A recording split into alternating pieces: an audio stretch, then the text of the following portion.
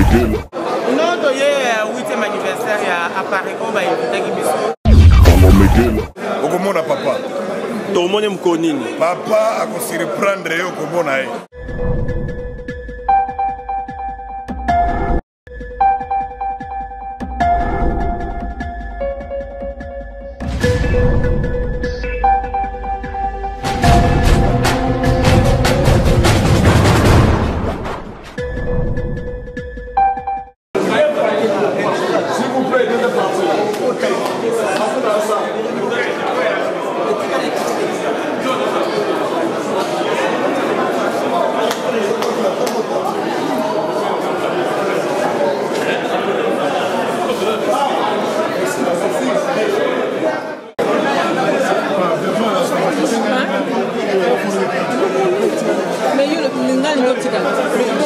Je serai trop plus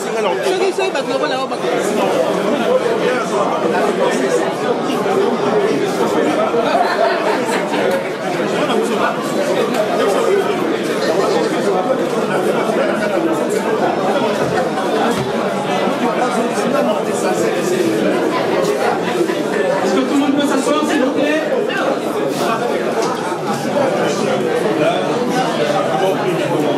Messieurs, dames, je vous prie de vous asseoir, s'il vous plaît.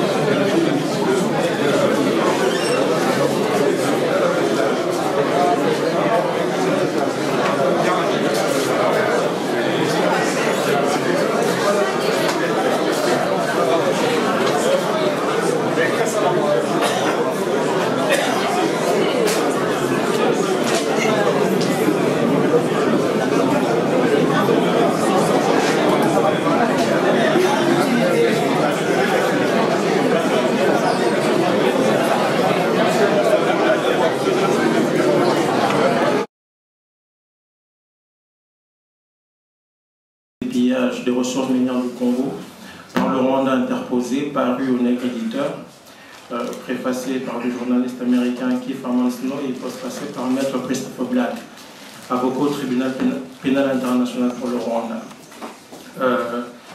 Bien que je parle du Canada, mon livre aborde quand même plusieurs thèmes, donc l'implication des grandes puissances, les politiques des grandes puissances en Afrique.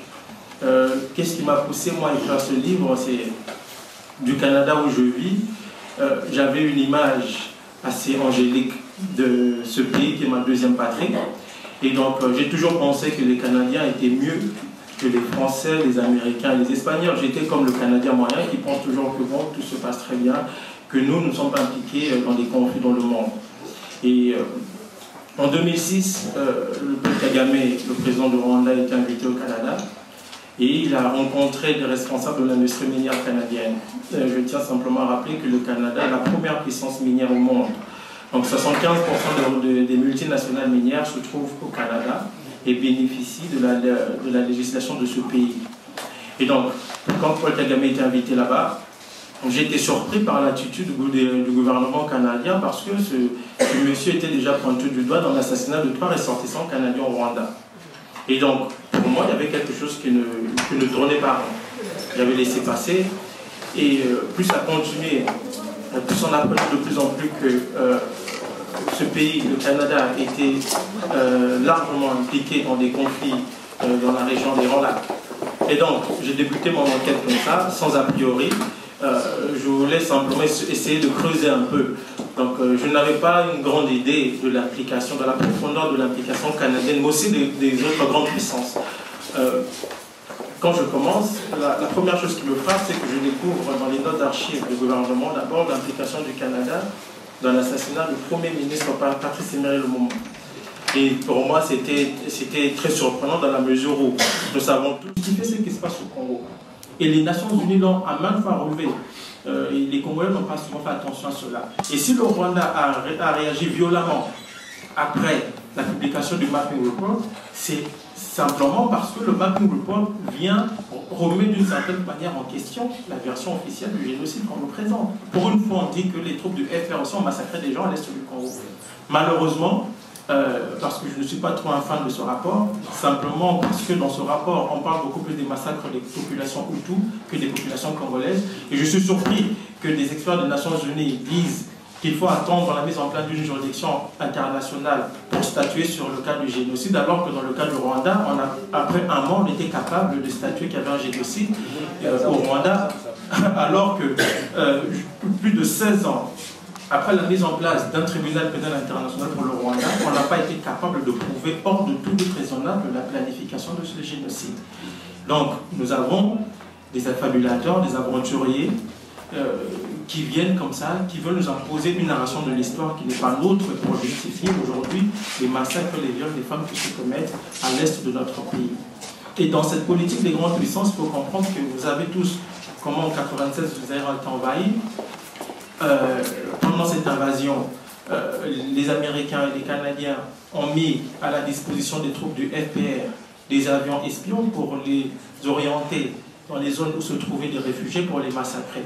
Et en même temps, les satellites américains ont aussi repéré des gisements où se trouvaient des ressources naturelles pour s'en accaparer. Et des contrats, on a vu comment les contrats ont été signés pendant la guerre même, durant l'invasion du Zaïre. Et tout cela, tout ce que nous vivons aujourd'hui à l'est de notre pays, constitue ce que j'ai souvent appelé la stratégie du chaos. On ne tient pas à ce que la paix revienne. Il faut entretenir la stabilité à l'est de notre pays pour permettre à des multinationales de continuer à crier, au Rwanda et à l'Ouganda d'avancer leurs cartes. Mais surtout, c'est aussi une affaire de gros sous parce que les compagnies d'armement continuent, vendent des armes aussi. Et dans cette politique des grandes puissances, les Nations Unies, comme je l'ai dit tantôt, demeurent une carte importante dans cette politique. Vous avez vu par exemple, je vous ouvre une parenthèse, dans le cas de la Syrie, quand on a déployé les observateurs des Nations Unies, tout d'un coup les rebelles commencent à savoir où se trouvait l'armée syrienne. Et donc, c'est ce qui se passe aujourd'hui dans l'est de notre pays. Dans la politique des grandes puissances, nous devons savoir que nous sommes seuls aujourd'hui, le peuple congolais. Le peuple congolais doit compter sur lui-même. Nous ne devons pas compter sur les troupes des Nations Unies, donc moi j'appelle les troupes des nations occidentales. Nous ne devons pas compter, nous pouvons compter sur la bienveillance des peuples, mais pas sur la bienveillance des élites. Ça, nous devons le savoir. Lumumba disait que nous ne sommes pas seuls, il ne faisait pas allusion aux élites, mais bien au peuple. Et aujourd'hui, je pense que le peuple congolais comprend de plus en plus ce qui se passe dans notre pays, demeurant simplement vigilant. Vous avez vu, comme tout le monde, par exemple, l'intervention du président tanzanien qui disait qu'il faut un débat au Rwanda pour régler le cas du Congo. Moi, j'ai dit simplement que le débat, c'est un débat rwandais, ça ne nous concerne pas. Et la question de fond, dans le cas du Zaïre, ce n'est pas la présence des génocidaires, c'est simplement le contrôle de nos ressources naturelles. Et donc, sur ce, si les Rwandais veulent régler leurs problèmes, ce qui est très important, ils peuvent régler leurs problèmes chez eux, et nous devons régler nos problèmes chez nous, et nous sommes obligés, qu'on ne veuille pas, de faire face à nos agresseurs premiers, qui ne sont pas le Rwandais, mais les États-Unis, le Canada et les autres grandes puissances qui se servent du Rwanda et de l'Ouganda pour avancer ces cartes-là. Et n'oublions surtout pas que dans ce genre de thème, je veux juste m'arrêter là rapidement, parce que j'aime beaucoup plus qu'on échange. Je veux m'arrêter là en citant quelqu'un que j'aime beaucoup, c'est le professeur Cheikh Anta Diop, sur l'histoire de notre pays, parce que la compréhension de l'histoire demeure quelque chose de très important pour comprendre comment les choses se passent. Nous ne pouvons pas libérer le Congo en étant ignorants des réalités profondes qui se passent à l'est du Congo. Voilà pourquoi Cheikh Anta Diop a dit que l'Afrique devait, sur des thèmes controversés, accéder à la vérité par sa propre investigation intellectuelle et se maintenir à cette vérité jusqu'à ce que l'humanité comprenne que l'Afrique ne sera plus frustrée, que des idéologues prendront leur temps parce qu'ils auront rencontré des intelligences égales capables de leur tenir tête sur le plan de la recherche de la vérité. Merci.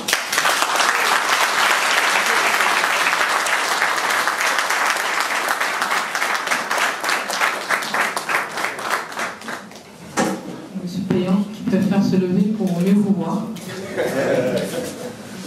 Bonjour. bonjour. Est-ce que vous m'entendez là? Il ne vous a pas échappé que je n'étais pas congolais, et Candide m'a demandé de me présenter avant d'expliquer pourquoi je me suis intéressé dans les dernières années à la RDC et tout ce qui s'est passé autour de la RDC. Je suis journaliste écrivain, j'ai déjà écrit 33 ou 34 livres, et ça fait 50 j'ai 75 ans, et ça fait...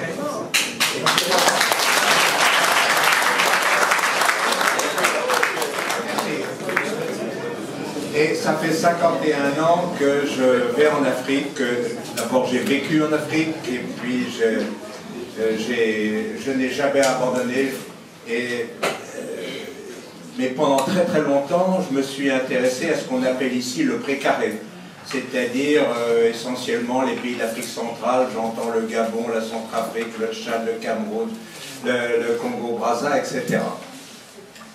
Et puis, bon, j'ai été connu en France par l'Afrique, puisque mon premier best-seller, ça s'appelait Affaires africaines, en 1983, qui avait provoqué d'énormes turbulences, et ça a failli faire rompre les relations entre Bongo et François Mitterrand, et j'ai eu 2-3 attentats, 2 attentats et beaucoup de problèmes. Donc voilà comment je me retrouve véritablement sur l'Afrique. J'avais auparavant écrit un livre sur Bokassa. C'est moi qui avais, pour ceux les plus âgés, c'est moi qui avais lancé l'affaire des diamants.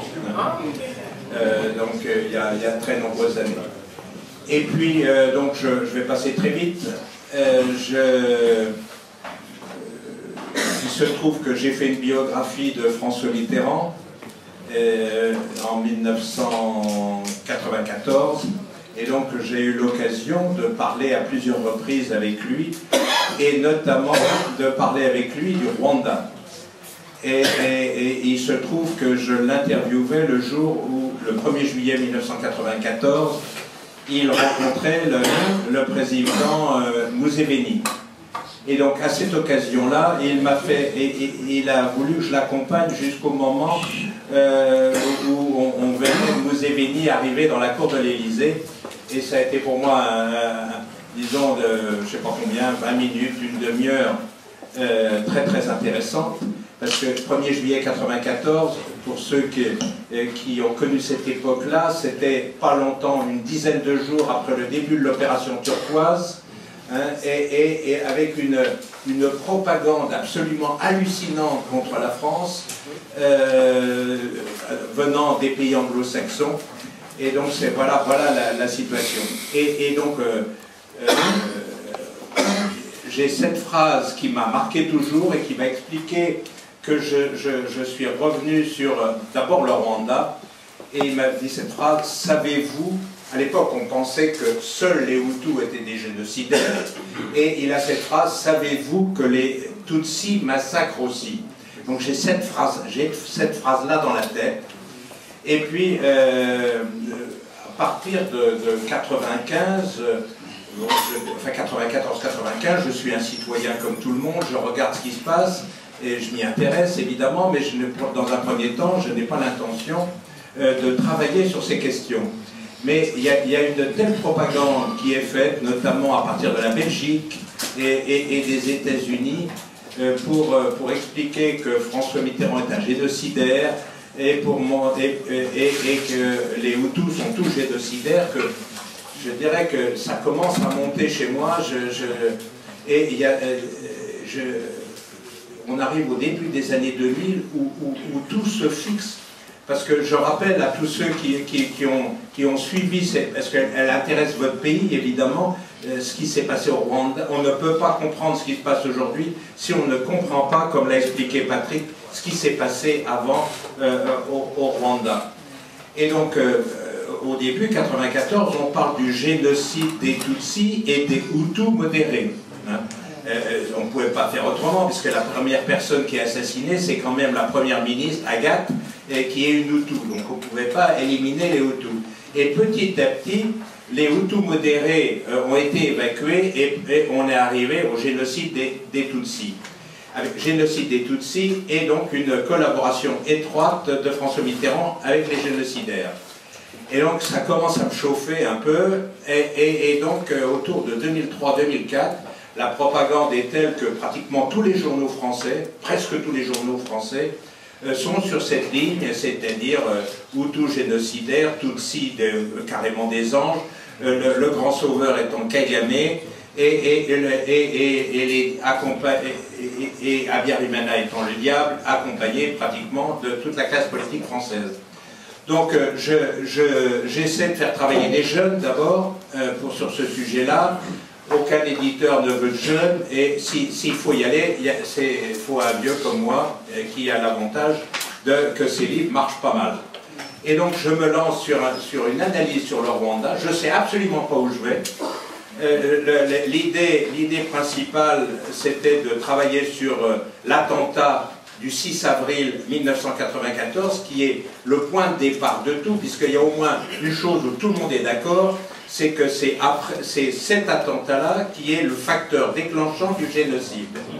Et donc, je n'ai pas besoin de vous rappeler que toute la propagande est de dire que c'est les extrémistes Hutus qui sont à l'origine de cet attentat. Moi, il se trouve que par mes relations africaines, j'ai un ami centrafricain qui avait appris à manier des petites choses en Libye, j'entends détonateurs et autres choses dans les milieux des années 80, et qui se trouve qu'il était en relation étroite avec quelqu'un du Front patriotique ougandais, et ils étaient devenus très copains, et cette personne-là était Monsieur Missile, c'est-à-dire le petit patron de l'équipe qui a tiré pour le compte de Kagame sur l'avion.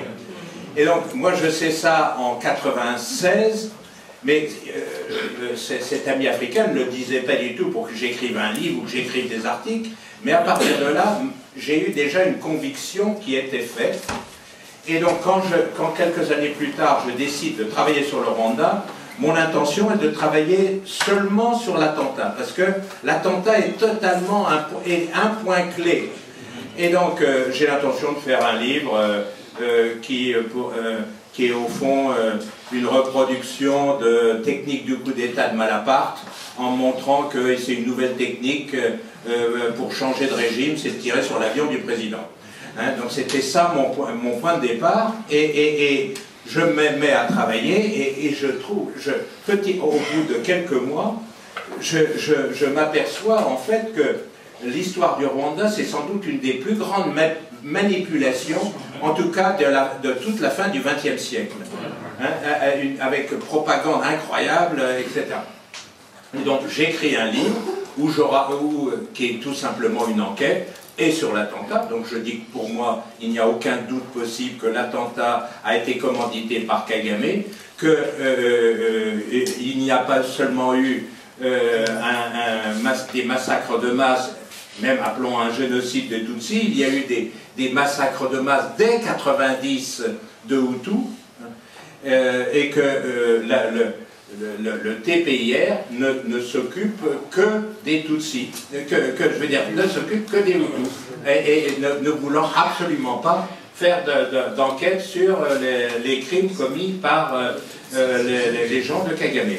Donc je sors un livre, un gros livre de 500 pages, que j'appelle Noir Fureur, Blanc Menteur, et je déclenche quelque chose contre moi, mais d'assez hallucinant, et pourtant j'ai l'habitude de déclencher des affaires, j'en ai déclenché beaucoup, mais celle-là elle est d'une violence comme je n'ai jamais eu. Et donc je me retrouve traité de négationniste, de révisionniste, voire d'antisémite, et donc j'ai des pages entières contre moi dans les journaux, et je me retrouve avec un procès terrible, un procès qui est initié par n'importe qui est initié par SOS Racisme. Or, je suis un des parrains de SOS Racisme. Je me retrouve avec derrière l'Union des étudiants juifs de France. Et donc, j'ai un procès d'une lourdeur extraordinaire. Parallèlement, j'ai un procès en Belgique de 217 Rwandais qui me réclament chacun 10 000 €. Donc c'est quelque chose de très fort.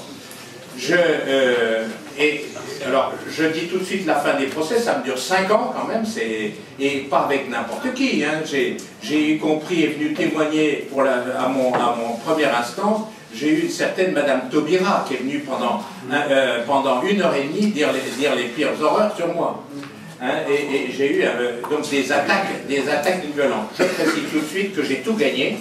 Hein, j'ai gagné en première instance, j'ai gagné en appel, j'ai gagné en cour de cassation. Mais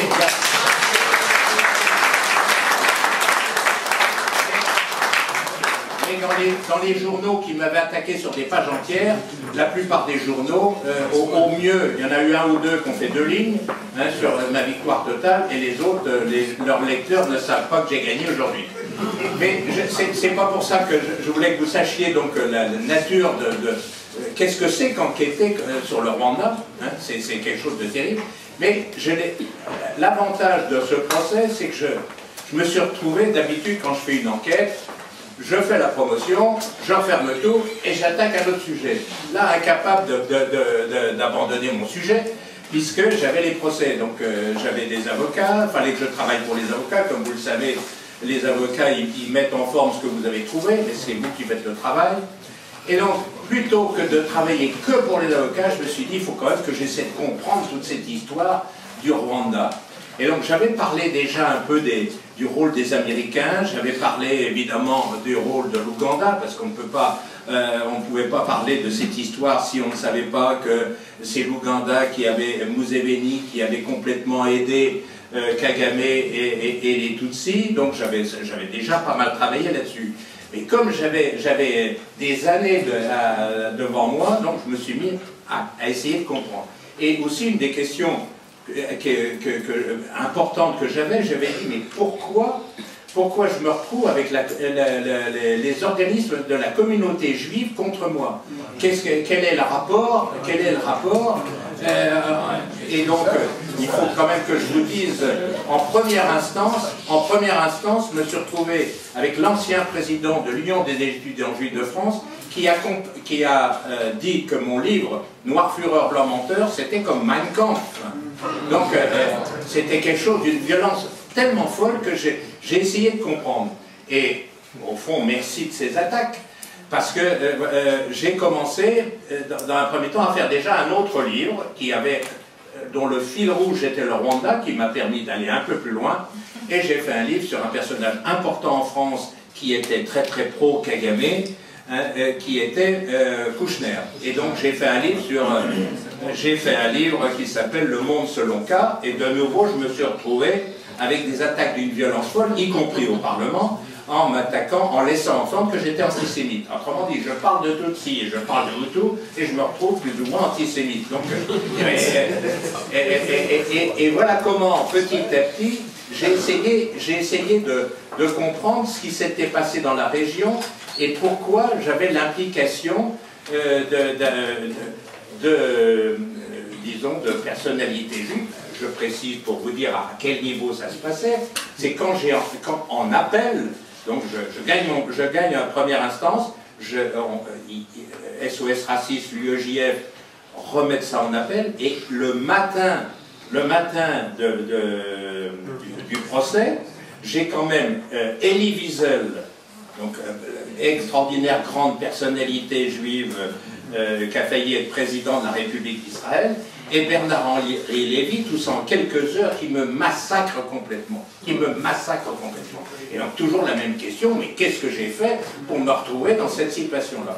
Et c'est comme ça que je me suis intéressé petit à petit à la politique israélienne en Afrique.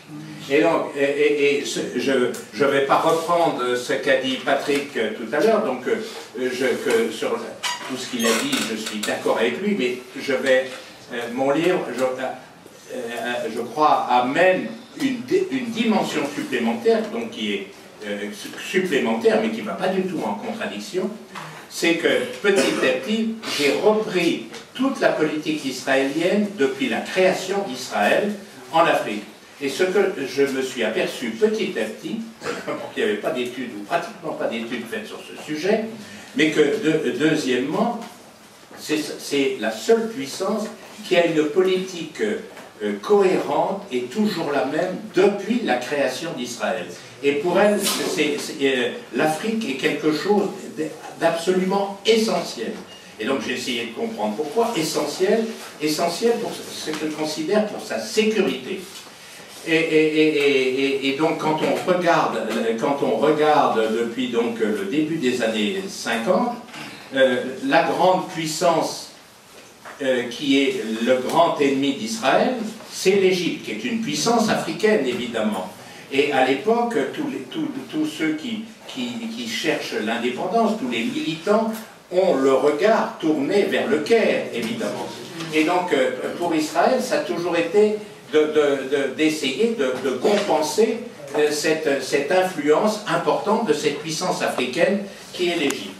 Et puis, donc, déjà, 1956, la guerre de Suez, que Israël mène avec les Anglais et avec les Français, hein, c'est donc une politique coloniale contre un pays africain et aussi pour avoir dégagé complètement l'accès à la mer Rouge. Et donc c'est important d'avoir la carte dans la tête, puisque Israël va au fond considérer que toute l'Afrique de l'Est est au fond sa base arrière stratégique. C'est totalement essentiel pour elle, à la fois pour des raisons économiques, mais pour des raisons stratégiques. Et donc, dès 1955-56, Israël va installer des ambassades, d'abord en Éthiopie, Éthiopie, et puis après, Ouganda. Quand vous regardez une carte, vous vous apercevez que l'Ouganda est quelque chose de très important pour Israël. Pourquoi ? Parce qu'à partir de 1956, il y a un nouveau pays qui est à la fois arabe et africain, qui est le Soudan. Hein, et quand on voit une carte, c'est un pays d'une extraordinaire importance. Et donc, les stratèges israéliens imaginent bien que ça peut être un pays qui va se retourner, comme l'Égypte, contre lui. Et donc, il faut faire en sorte d'être toujours attentif pour que le Soudan ne devienne pas une puissance importante. Et dès le premier jour de l'indépendance du Soudan, Israël va favoriser les mouvements séparatistes du Sud-Soudan. Et il faut que je passe vite, et donc petit à petit, le Soudan va prendre une plus grande dimension, et donc Israël va être de plus en plus attentionné donc, à l'explosion du Soudan, hein, et donc va développer ses amitiés avec tous les pays limitrophes, donc et Éthiopie évidemment, et l'Ouganda de plus en plus. Tout le monde a oublié que Idi Amin Dada était largement un produit israélien. Hein, il se trouve que juste à la fin, dans les dernières années, Idi Amin Dada, parce qu'Israël n'a pas voulu remettre au pot, remettre de l'argent, et que Kadhafi surenchérissait, finalement Israël a arrêté de mettre au pot.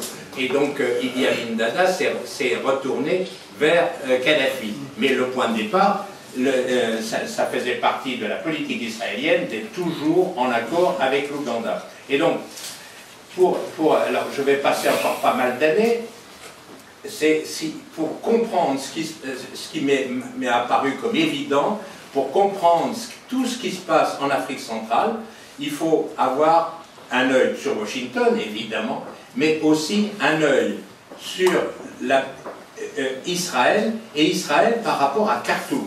Khartoum est complètement essentiel pour comprendre tout ce qui s'est passé dans la région des Grands Lacs. Et donc, je vais vite, quand au début des années 80, il y a un personnage qui semble, pour tous les services secrets, notamment les services secrets israéliens, que Museveni va être quelqu'un qui va avoir de la poigne, qui va prendre le pouvoir, et avec qui Israël va pouvoir s'entendre pour aller déstabiliser tout le Sud-Soudan, Hein. Et donc, à partir de là, à partir des années 80, donc on va aider Museveni. Et comment Museveni prend le pouvoir? Avec des services secrets, évidemment, l'aide des services secrets israéliens, britanniques et américains, mais surtout avec les Tutsis, hein, qui sont les Tutsis qui ont quitté le Rwanda au moment, fin des années 50, début des années 60. Et Museveni prend le pouvoir. Première chose que fait Museveni, c'est aider son ami John Garang pour que John Garang prenne le pouvoir et fasse sécession avec Khartoum. Et deuxième chose que les Tutsis réclament à Museveni, c'est évidemment d'aller prendre le pouvoir, à Kigali. Ça se situe à un moment aussi très important, c'est la chute du mur de Berlin, où donc il n'y a plus cette menace soviétique, où les Occidentaux peuvent se battre les uns les autres sans pour autant déclencher des choses terribles, parce que Moscou ne va plus être là, donc ça se passe exactement à ce moment-là.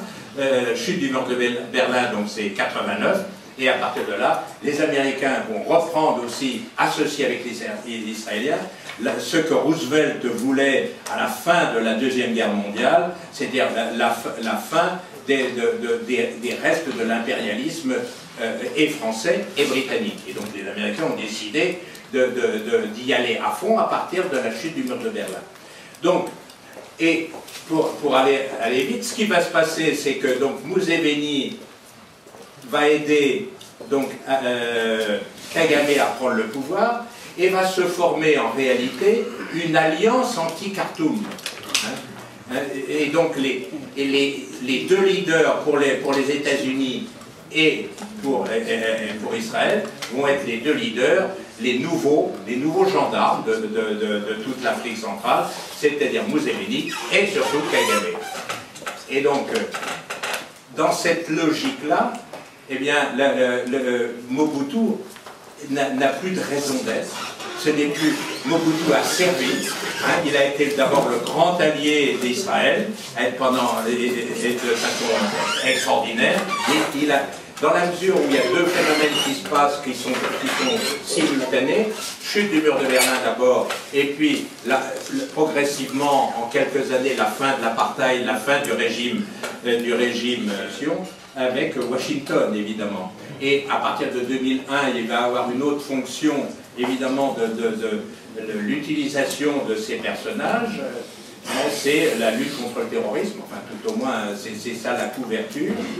Et il ne vous a pas échappé que cette alliance anti-Khartoum, même si elle n'a pas fonctionné comme elle a été prévue dans la fin des années 90, l'objectif étant toujours de casser le Soudan, hein, et donc finalement, grâce à l'alliance de l'Ouganda, grâce aux efforts d'Israël, tout ça, et on arrive finalement à la sécession du Soudan en deux, nord et sud, avec dès 2003 la volonté à la fois de Washington et de Jérusalem de créer un troisième foyer, enfin tout au moins d'encourager un troisième foyer, de telle sorte que le Soudan peut-être à terme soit divisé en trois, c'est-à-dire toute l'histoire du Darfour. Évidemment, dans tout ça, il faut ajouter ce qu'a dit Patrick, c'est-à-dire tout le rôle des multinationales, le rôle de tout ça, mais on voit bien que la RDC a été sur l'agenda, sur des agendas secrets de grande puissance, et que si on n'a pas ces agendas secrets, on ne peut pas comprendre l'évolution de ces pays depuis, disons, le début, enfin surtout depuis la chute du mur de Berlin, mais en tout cas depuis le milieu des années 80. Donc voilà, je voulais juste lancer ça, et je suis évidemment à votre disposition pour répondre, ou tout au moins d'essayer de répondre à vos questions.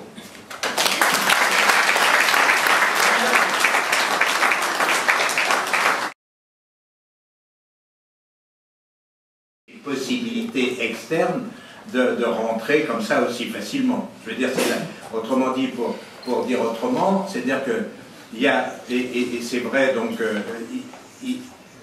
vous ne pouvez pas, vous Congolais, vous abstraire de tout, même si on a désigné une partie du mal, vous ne pouvez pas vous abstraire de toutes les responsabilités, évidemment, de la situation actuelle. Ce n'est pas possible. Et donc, donc c'est vrai, donc, et je réponds aux deux questions en même temps. Hein, je suis d'ailleurs frappé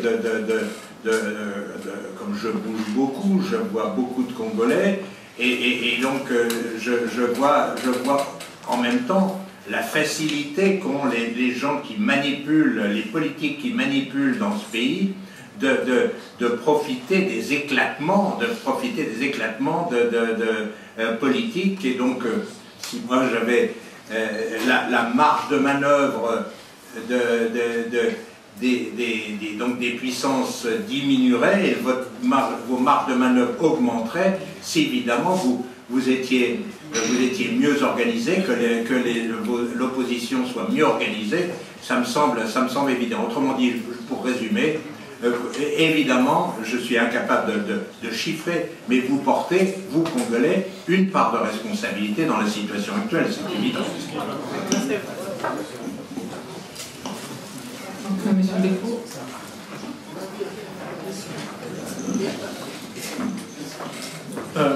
La première question, qu'est-ce qu'on peut faire pour sortir du trou? Moi, je pense que, comme j'ai dit tantôt, la compréhension des problématiques, pour moi, reste quelque chose de très important.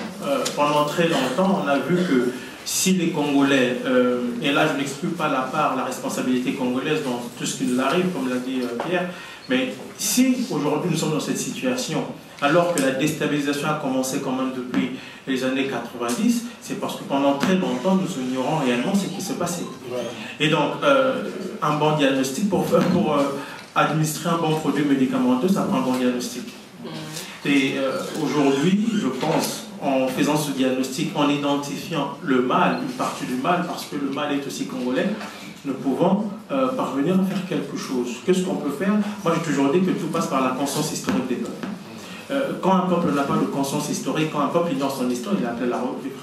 C'est aussi simple que ça.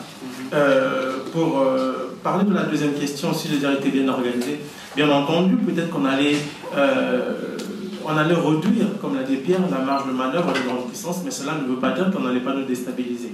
Je tiens à dire quand même que la Libye avait un meilleur système de santé, un meilleur système éducatif. C'est un pays qui offrait tout à son peuple mieux que les pays en Occident. Mais on a vu ce qui s'est passé. Il y a un certain cynisme dans la politique des grandes puissances qu'il ne faut surtout pas négliger. Quand je regarde aujourd'hui tout ce qui se passe en Syrie, c'est pareil.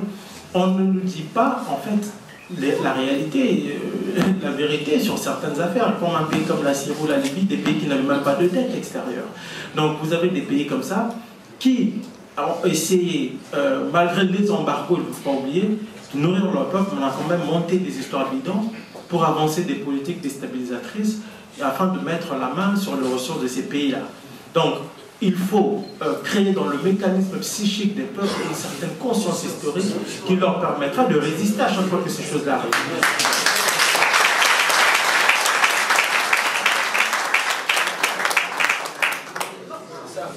Et il ne faut surtout pas oublier que le système impérial et la propagande qui s'ensuit ne vous dira jamais que vous êtes sur le bon chemin.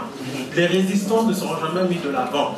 Donc, nous devons non seulement écrire notre histoire, la comprendre et la transmettre à nos enfants. Que nos enfants sachent comment nos parents se sont battus, afin qu'eux aussi puissent se battre. Parce que si ce n'est pas ça, nous n'allons pas gagner. Et ce n'est pas pour rien qu'à chaque fois qu'on déstabilise un pays, on met une campagne de diabolisation pour ne pas permettre à la population du pays déstabilisé de comprendre réellement ce qui se passe. Voilà.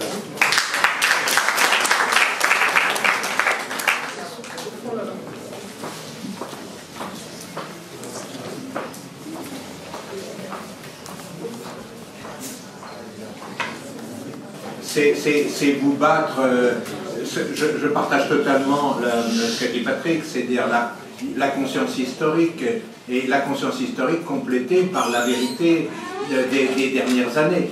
Et donc ça, il y a des efforts à faire pour chacun d'entre vous, parce que je pense que la vérité est atteignable. Hein? C'est-à-dire que le problème est l'information, elle circule.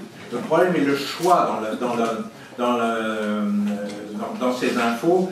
parce que dans la masse actuellement, compte tenu des nouveaux outils de communication, il y a d'incroyables désinformations. C'est-à-dire que le plus simple, c'est de ne pas passer de temps et d'écouter, donc d'être passif devant l'information. Et donc de cette passivité, évidemment, ne donne rien.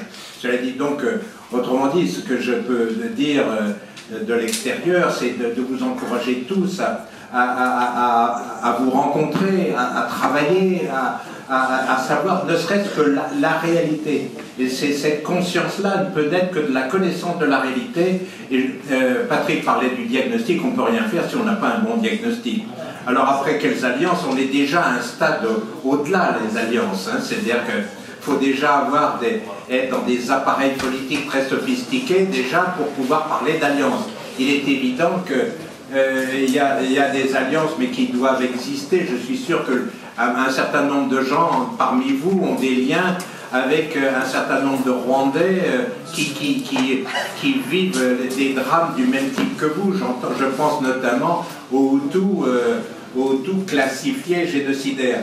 Il y a une histoire que je n'ai pas racontée tout à l'heure, mais c'est juste quand j'ai mené cette troisième enquête qui m'a entraîné sur une plongée dans ce qui était le Zaïre et qui est devenu la RDC, qui m'a totalement stupéfait. C'est ce qui s'est passé fin 96, début 1997. Et donc je raconte comment les services secrets français étaient parfaitement au courant de ce qui se tramait dans le Kivu. C'est-à-dire comment il y a des massacres, parce que ça n'a pas été des petites choses, hein, ça a été des massacres par centaines de milliers de Hutus et de Congolais, de Zaïrois à l'époque. Et donc je raconte comment, et là on retombe sur le problème de l'information, ou plus exactement de la désinformation. Donc les politiques français avaient l'information sur ce qui se passait.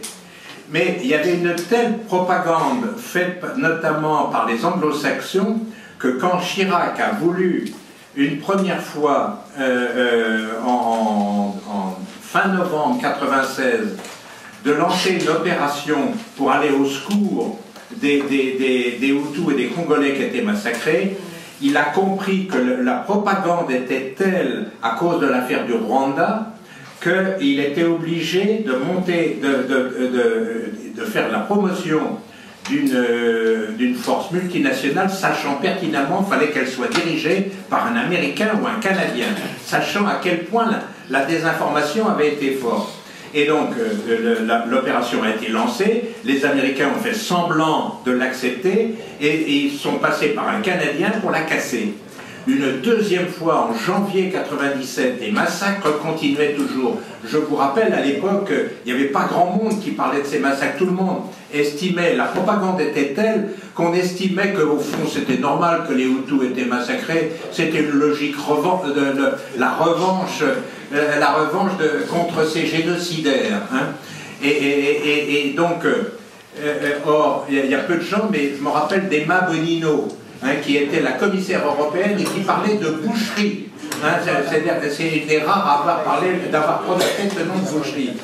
Une nouvelle fois, Chirac a voulu, cette fois-ci, monter une opération, que la France seule monte une opération.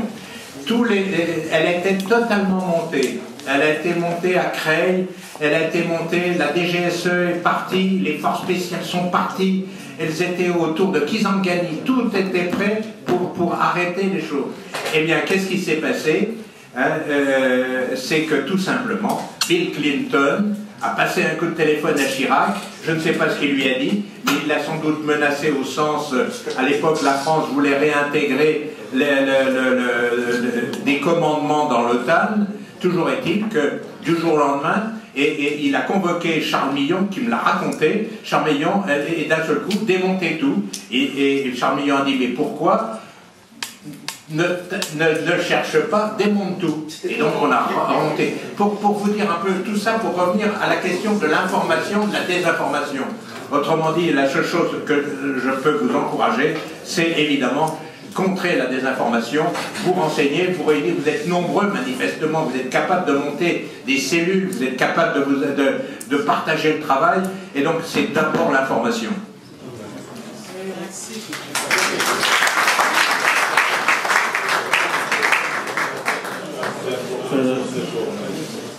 D'ailleurs, avant de répondre, juste pour compléter ce qu'a dit Pierre par rapport à l'opération avortée par un officier canadien, c'est un chapitre entier de mon livre où je parle de l'application canadienne et de comment cet officier canadien qui s'appelle le général Maurice Barré a court-circuité la mise en place de cette force multinationale pour qui allait aider les réfugiés.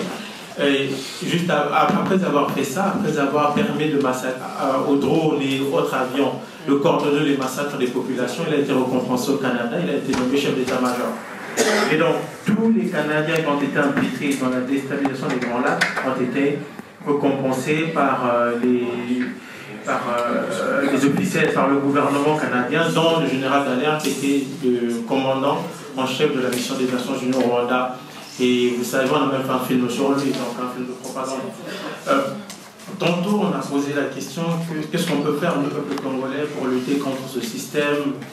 Il y a la justice internationale dont vous avez parlé. Moi, je ne sais pas si la justice internationale existe. Tout ce que je sais, c'est que la justice occidentale existe. C'est un chapitre entier de mon livre où je parle du TPIR, mais surtout aussi de la Cour pénale internationale, parce qu'il est important de comprendre comment ces cours de justice ont été montés, entre guillemets. En m'intéressant au TPIR, et disons, les tribunaux pénaux internationaux sont institués sur la base des seules résolutions du Conseil de sécurité. Donc il y a un problème, c'est-à-dire une Cour de justice qui est mise en place par un organe qui est politique. Donc en partant, les choses ne sont pas trop claires, donc rien de bon ne peut sortir de là. Je me suis longuement intéressé aux procès qui se sont déroulés au TPIR, et je peux vous dire, je peux vous garantir que la justice expéditive et mafieuse de celui qui trône à la tête de notre pays n'a rien envie à ces gens-là. Il y a une mafia là-bas, pour dire les choses telles qu'elles, c'est une mafia. Quand vous prenez le cas de la Cour pénale internationale, je me suis intéressé à cette cour-là. La première chose que je constate, c'est que la Cour pénale internationale, officiellement, elle a été mise en place à la suite des négociations qui ont eu lieu, qui ont abouti au traité de Rome. Seulement, moi j'ai voulu comprendre, en fait, la mécanique qui avait mené au traité de Rome. Je me suis rendu compte qu'il y avait une grande ONG qui s'appelle la Coalition pour la Cour pénale internationale, qui réunit plus de 2500 ONG et qui a joué un rôle très important dans la mise en place de la Cour pénale, disons, du traité de Rome. Et ces ONG-là, parmi ces ONG, il y a le NED, le National Endowment for Democracy, qui est une grande ONG américaine subventionnée par le Congrès et qui est très liée à la CIA. Donc vous voyez, vous avez des ONG liées à des services secrets qui militent auprès des gouvernements, surtout des pays du Sud, pour qu'ils ratifient le protocole de Rome. Donc rien de bon ne peut sortir de là en partant. Et autre élément, quand vous lisez les statuts du protocole de Rome, vous voyez par exemple que ça dit que la Cour pénale internationale peut recevoir des fonds privés, des fonds du gouvernement. Donc il y a des gens ici, s'ils ont de l'argent, qui peuvent financer la Cour pénale internationale. Il y a un problème. Il y a un problème sérieux. Et je me suis aussi intéressé au procureur de la Cour pénale internationale, l'ancien procureur, M. Moreno Campo, parce que je trouvais inconcevable qu'on poursuive, qu'on lance des mandats d'arrêt contre M. Omar El-Bashir et qu'on laisse Paul Kagame Pavalo ou Yuri Museveni, des criminels notoires. Et donc, quand je m'intéresse à ce monsieur, je me rends compte que ce monsieur a créé en 1989 une ONG qui s'appelle Koda Sioudan, qui était financée par le NED, qui avait des liens avec la CIA. Et ce monsieur travaille pour la Banque mondiale et pour Transparency International, des organismes dont les accointances avec les puissances occidentales sont avérées.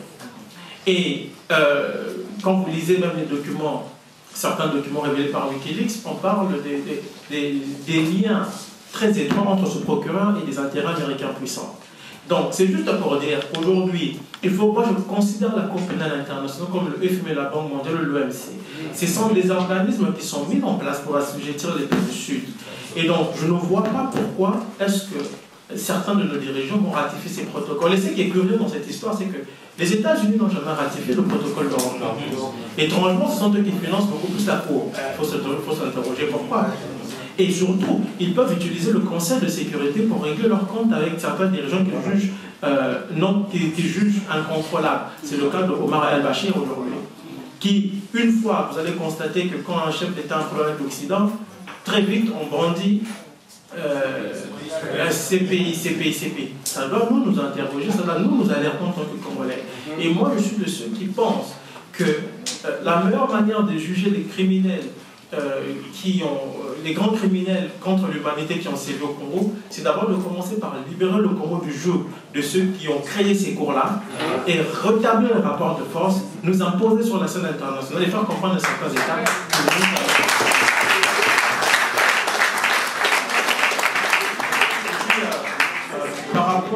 par rapport aux solitudes, excusez-moi, par rapport à la question de notre sœur Beka Kombi par rapport aux solitudes, les alliances, moi je pense que les alliances peuvent se tisser, j'ai toujours dit, avec les peuples. Moi au Canada, Pierre, on a parlé de l'information.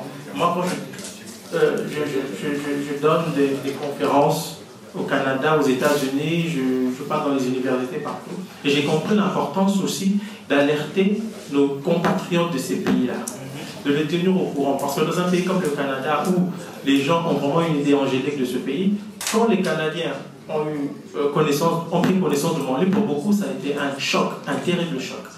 Et aujourd'hui, nous partageons cette information avec ces gens-là, et les gens commencent à faire pression au niveau des institutions canadiennes pour dire que nous voulons voir clair dans tout ce que vous faites dans la région des Grands Lacs en notre nom. C'est-à-dire que d'une certaine manière, on peut faire des alliances avec non seulement les Hutus, mais les populations des pays, des pays dans lesquels nous vivons, et aussi de responsabiliser ces gens-là sur ce qui se passe en Afrique et qui se fait souvent leur nom sans qu'eux ne le sachent. Voilà. C'est que sous Sarkozy et sous l'influence de Kouchner, on a véritablement cassé l'instruction judiciaire dans l'attentat, en faisant venir une des personnes incriminées qui s'appelle Rose Kabouillet et pratiquement en lui déroulant le tapis rouge. Et donc depuis le dossier de l'attentat, je crois que c'est un dossier que je suis de près, je ne vois pas comment il peut aboutir maintenant, parce que des menaces ont été faites sur les témoins, des erreurs avaient été faites effectivement par Bruguière, et donc aujourd'hui le dossier est totalement, à chaque accusation, il y a une contre-accusation faite à Kigali, si bien que le dossier est complètement... Et puis vous vous rappelez ce qui s'était passé juste après donc, cette réconciliation de la France avec Kagame, cette visite de Nicolas Sarkozy à Kinshasa qui était scandaleuse, puisque dans un premier temps il y a eu une proposition qui était au fond de partager toutes les richesses du Kivu entre tous les pays, qui était quand même incroyable. Alors heureusement, là les Congolais ont bougé quand même. Ils ont bougé, et heureusement qu'ils ont bougé. Alors aujourd'hui, on est à mon avis, dans une étape intermédiaire. Je crois que, en tout cas, la France d'aujourd'hui n'est plus dans cette position totalement pro-Kagame. Il y a eu déjà des déclarations qui ont été faites sur le Kivu par Hollande.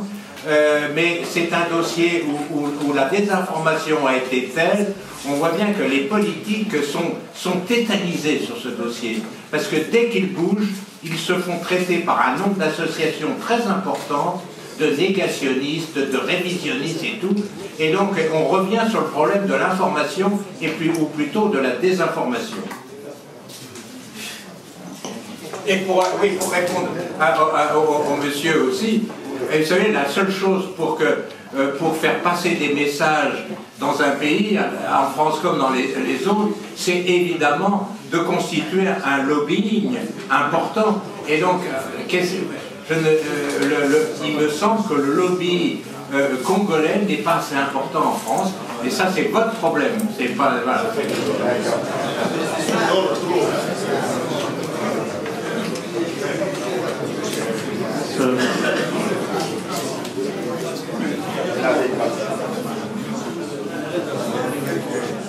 Comment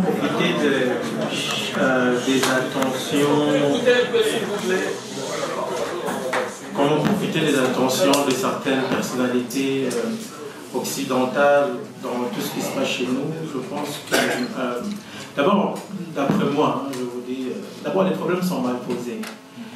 moi je trouve que c'est intéressant aux femmes violées alors pour moi c'est une conséquence d'une politique, d'une certaine politique. Donc je ne doute pas de la bonne foi de l'épouse du président Norman, notre président Norman, mais je pense qu'il faut poser la bonne question sans avoir la bonne réponse. Et les femmes ne sont pas violées dans le vide, elles sont violées surtout dans les zones d'exploitation minière, et les viols découlent d'abord de la guerre de basse intensité qu'on a imposée au peuple congolais. Donc l'épouse normale du chef de l'État normal devrait commencer d'abord par peut-être dire militer pour que la guerre prenne fin, c'est tout. Et mais qu'est-ce qu'on peut faire? Si on peut profiter de la situation, je pense, comme Pierre l'a dit, il faut commencer aussi par créer des lobbies. C'est très important. Nous devons nous unir au sein des plateformes et savoir surtout proposer, parce que quand on pose une question sur quand on veut proposer, quand les Congolais veulent proposer quelque chose, souvent on se retrouve avec plusieurs organisations et puis souvent les gens ne savent plus où mettre la tête dans les pays d'appui. Ça, c'est un problème. Au Canada, on a invité les Congolais au Parlement et un ami sénateur le disait, nous sommes retrouvés en face d'une dizaine d'organisations et qu'on ne savait plus à qui s'adresser. Et donc, c'est une question d'organisation au niveau aussi des Congolais. Pourquoi les Bantous ne s'intéressent pas à nos histoires? Je pense qu'il faut aller leur demander parce que moi, je n'ai aucune idée. Et pour compléter sur la France, en fait, je pense, dans le cas de la France, il faut séparer les périodes. Il y a une France qu'au Canada, on appelle la France anglo-saxonne, c'est la France de Sarkozy. Sarkozy est très lié aux intérêts anglo-saxons et quand il arrive au pouvoir, la première chose qu'il a fait, c'était d'aller aux États-Unis se réconcilier avec les Américains. Après tout ce que Chirac avait fait en refusant d'aller en Irak. Ça, c'est la première chose. Et celui qu'on considère un peu comme le père spirituel de Sarkozy s'appelle Paul Desmarais, c'est l'un des 5 milliardaires canadiens. Et la politique de la France, on n'a pas seulement changé envers les Grands Lacs, même au niveau du Québec, qui est très lié à la France, on a vu une orientation à 180 degrés. Et donc je pense qu'une des explications vient des accointances du chef de l'État français avec les intérêts anglo-saxons. Donc voilà.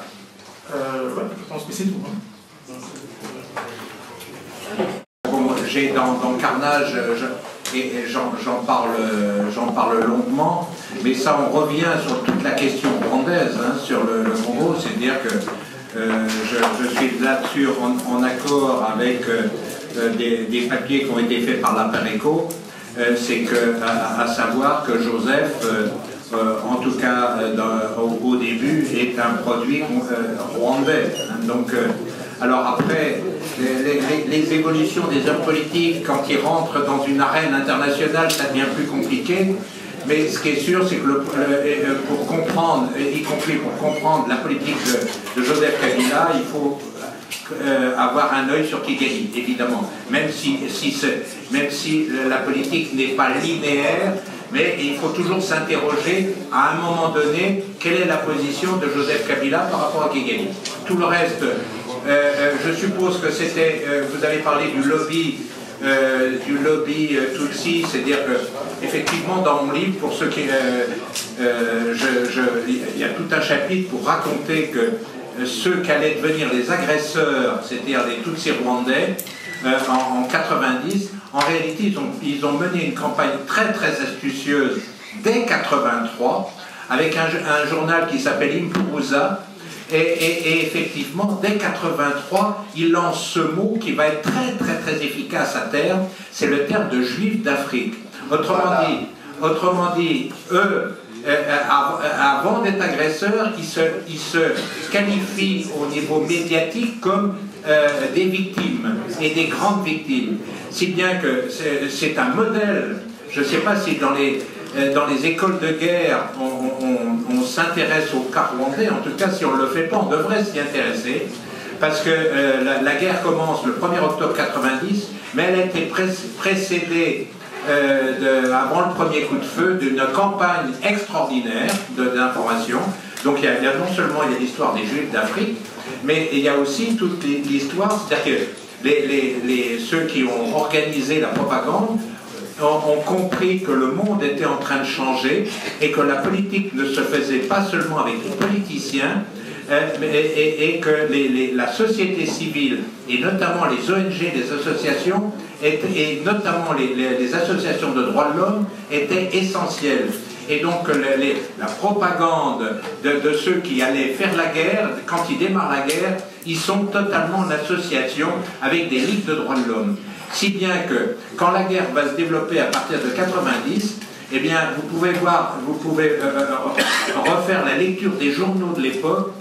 Eh bien tous les massacres qui ont été faits à plusieurs reprises contre les Hutus, mais aussi, il faut quand même avoir en tête qu'à partir de 91-92, il y a 1 500 000 Hutus qui sont sur les routes, qui sont dans des cas de ça. Or, la presse n'en parle absolument pas. Autrement dit, on ne parle que des victimes Tutsis, et alors que ce sont les agresseurs. Tout ça, on revient encore sur le problème de l'information. Je veux dire, c'est un modèle du genre, hein, ce qu'ils ont fait. Un modèle du genre, c'est-à-dire sur tout leur parcours, d'être exclusivement des victimes.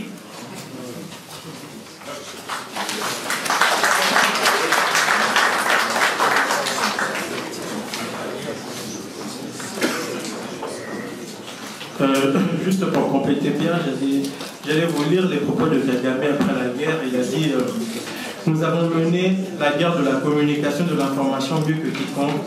Nous avons trouvé une nouvelle façon de faire les choses. Donc je pense que c'est très clair. Ça, Kagame le dit quand il arrive au pouvoir. Et surtout, j'ajouterais aussi, Pierre a parlé de 1983, mais cette tendance à crier au génocide ne découle pas des années 80, mais dans les années 60. Parce que quand les Tutsis ont quitté, après la révolution sociale, les Hutus sont allés en exil dans plusieurs pays, ils ont voulu reconquérir le Rwanda, ils ont échoué.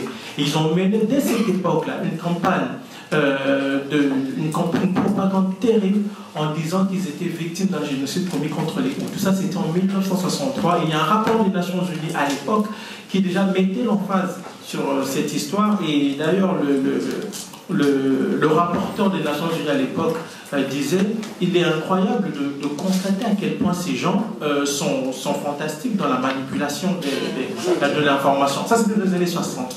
Donc, c'est-à-dire qu'il disait que des Hutus étaient massacrés, 18 000 Tutsis massacrés et jetés dans des rivières, alors qu'on en a de nombreux que 200 ou 300.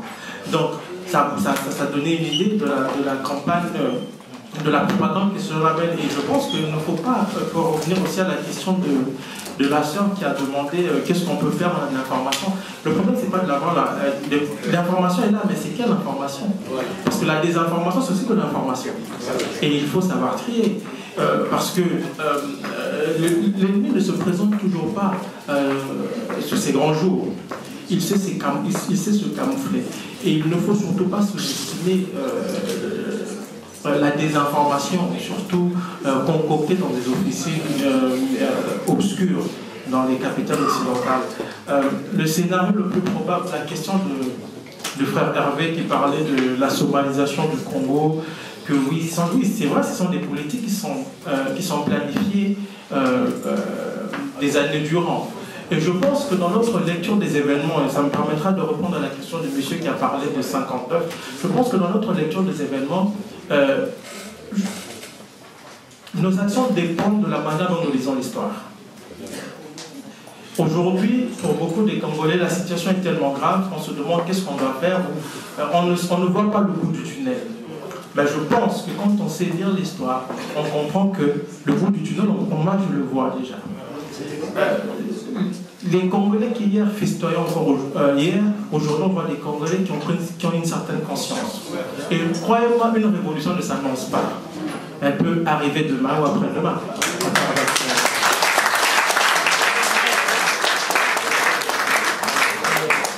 Il ne faut surtout pas être fataliste. Il faut juste avoir le regard braqué sur l'objectif. Ceux qui ont écrit l'histoire, des gens comme Lumumba dans les années 50-51 ne savaient peut-être pas que l'indépendance allait survenir le 30 juin 60. Et pourtant, c'est ce qui est arrivé. Et c'est sous cet angle-là qu'il faut surtout analyser les grandes questions d'histoire. Sur quel modèle peut-on s'identifier pour faire avancer les choses? Moi, je pense que nous avons assez de modèles. Lumumba, pour moi, est un grand modèle. bien qu'il y ait une certaine propagande, une certaine désinformation, a voulu nous présenter ce monsieur comme étant quelqu'un qui était déconnecté de la réalité. Il y a beaucoup d'exemples, et les exemples existent autour de nous. Vous savez, en 2006, je donne cet exemple-là, pendant les élections démocratiquement truquées,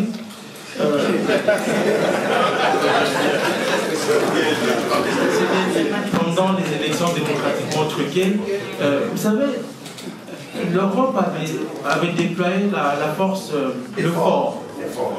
Je pense que beaucoup de Congolais n'ont pas fait attention à cette entre guillemets réalité. S'ils ont déployé le fort alors qu'il y avait une mission des Nations Unies, c'est parce qu'ils avaient peur des Congolais et de la réaction des Congolais.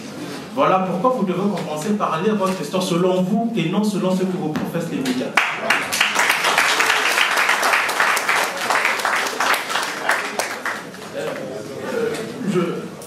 Je crois qu'aujourd'hui encore on le voit, cette tentative de museler les Congolais à travers des acteurs locaux va continuer aussi longtemps que la conscience historique ne prendra pas sur la majorité des Congolais. Mais en même temps, je peux vous dire que l'histoire a été écrite par une minorité consciente et agissante. Donc, essayez de faire partie de cette minorité.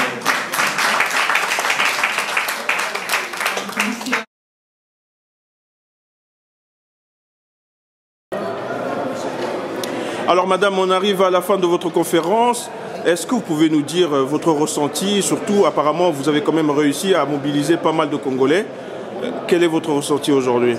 Écoutez, je suis satisfaite déjà, parce qu'effectivement, ils ont été très nombreux à répondre à notre invitation. Et bon, c'est peut-être que vous ne savez pas, c'est qu'on a eu beaucoup qui ont voulu s'inscrire. On a dû refuser du monde, quoi. Donc vraiment, il y a eu une grosse mobilisation autour de cette journée, ce qui est une très bonne chose. Parce que c'est vrai que la Pareco met un point d'honneur à informer les Congolais au maximum. Et là, bon, on a voulu marquer le coup par rapport au 8e anniversaire de la Pareco. C'est pas anodin. C'est parce que nous estimons que nous arrivons à une phase encore plus importante par rapport au combat que nous menons. Parce que les Congolais ont vu, il y a eu 2 élections précédentes, en 2006, en 2011.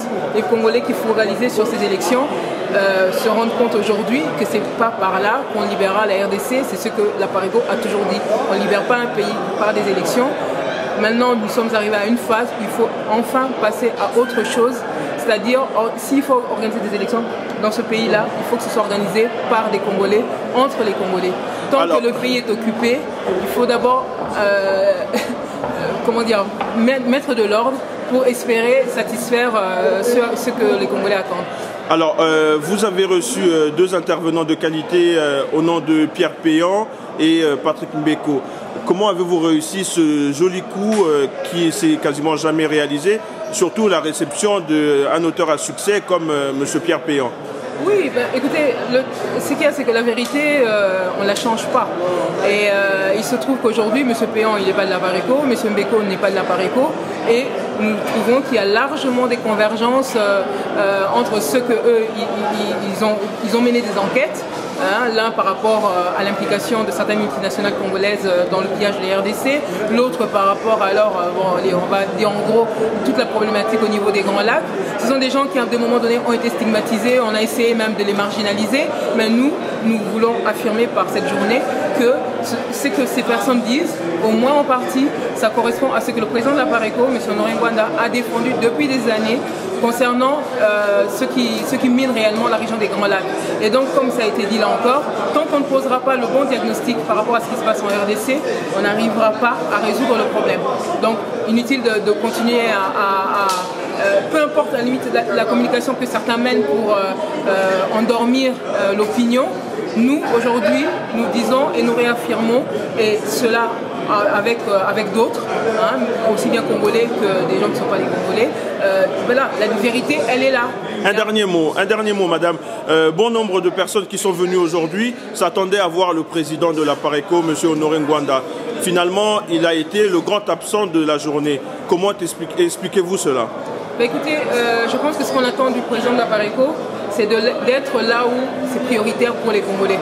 une réunion comme celle-là, écoutez, il a fait un travail de sensibilisation. Il y a d'autres Congolais qui le soutiennent, qui défendent ce qu'il défend.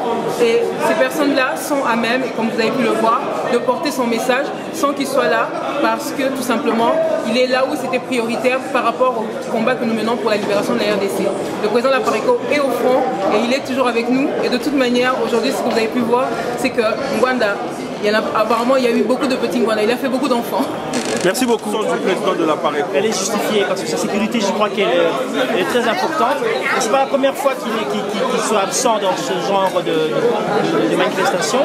Et je crois que ça nous permet aussi à nous, en tant que je dirais, actifs du combat de la résistance, de prendre nos responsabilités.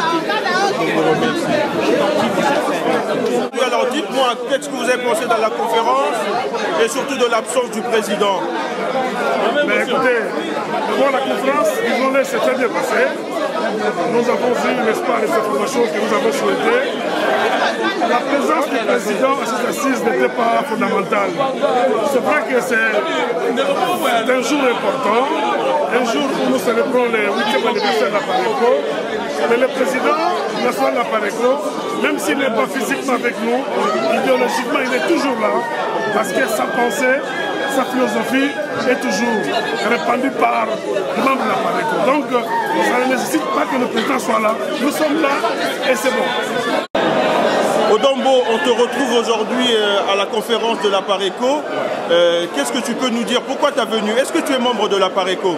Non, normalement, merci quand même d'avoir cette question. Je ne suis pas membre de la Pareco.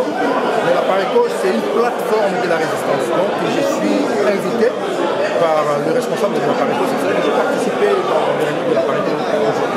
Et qu'est-ce que tu as appris? Qu'est-ce que tu retiens aujourd'hui de la cérémonie? Normalement, il y a tout, ça passe bien. Le problème, c'est la situation que moi, j'ai constatée chez la Pareco, parce qu'ils sont maintenant bien organisés et bien structurés, quand même, que les choses que je veux quand même féliciter la Pareco. C'est ça. Mais il y a quand même le président qui a manqué. On pensait voir aujourd'hui le président, mais il n'est pas là, le président de la Pareco. Normalement, la question, c'est pas à moi. Il faut que vous demandez mais vous, à vous, est-ce que l'absence du président vous a manqué, vous, en tant qu'invité? Bon, normalement, la présence du président de la Pareco, ça manque à personne, étant que moi, étant que résistant. Le problème du Congo, c'est le problème qu'on va quand même changer la vision. Donc, quel que soit que non, la personne est absente, et ce n'est pas que la Pareco, c'est une plateforme. Ce n'est pas un individu qui représente la Pareco. C'est tout un ensemble de la résistance qui participait quand même pour améliorer et partager quand même leurs idées dans leur tête. C'est ça que je suis vraiment content que même que quel que soit le président est absent, quand même qu'il y a des combattants, il y a des résistants qui font participer dans les réunions, quand même c'est bon. Francis, ayant droit, le combattant, le résistant. Mais comment on te retrouve aujourd'hui à l'anniversaire de la Pareco? Es-tu membre de la Pareco? Je suis membre du Congo. Mais encore membre du Congo, comme tu m'as présenté, militant, sympathisant de la Pareco, voilà.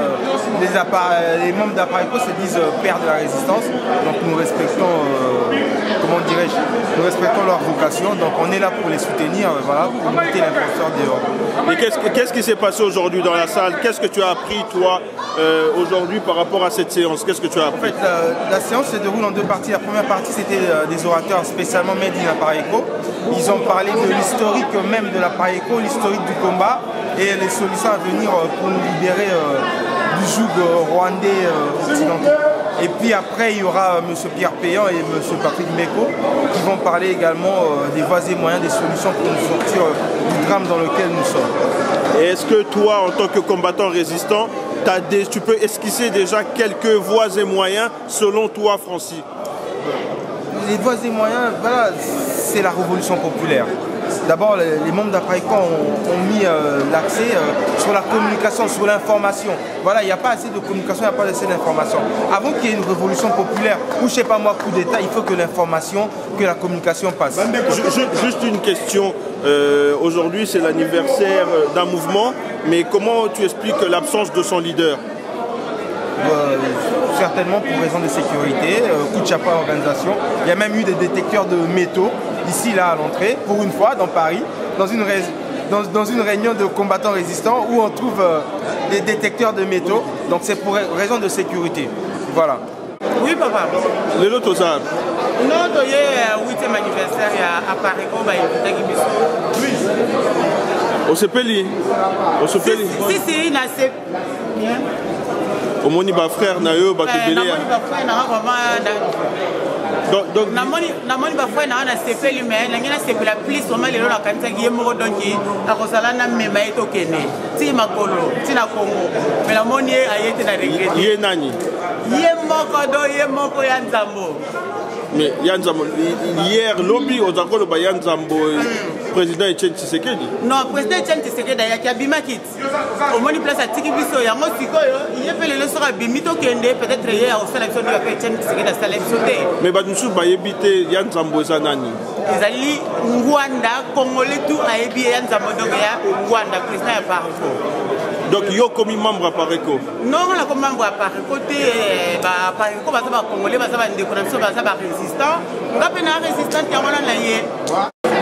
Bonjour, donc là on est avec le général Lisso Polele, c'est bien ça? C'est comme ça que vous vous présentez? Alors, général, les autres ont un anniversaire il y a Pareco, Yoza Mouto à Pareco Bandakala, mais pour nani le leader Yemoro a été. Mais papa Zali na Mike. Hein? Oyoka kateke batu balobaki papa dinda na Mike bimakate. Mais il y a un qui normalement lelo campagne bossala qui campagne à Makassi donc normalement il fallait tout le monde tout le monde me connaît papa a se reprendre yo komona e bato belé bazolinga ba mona e basolisa e mais papa zo sala musalati mais bato balobi azo sa musalati zo mona na te likambute de koranga jour to muso komona ende pe libération ya Congo to ko sepela tende koroje. Merci général. Ouais. Merci de Roger. Vraiment, faites la mise au Kinemalam. Vote na ba résistant nyos. Awa to commune résistant nyos. Siko zwami ba mote belé et comme rabino wabino pour les soutenir. Merci.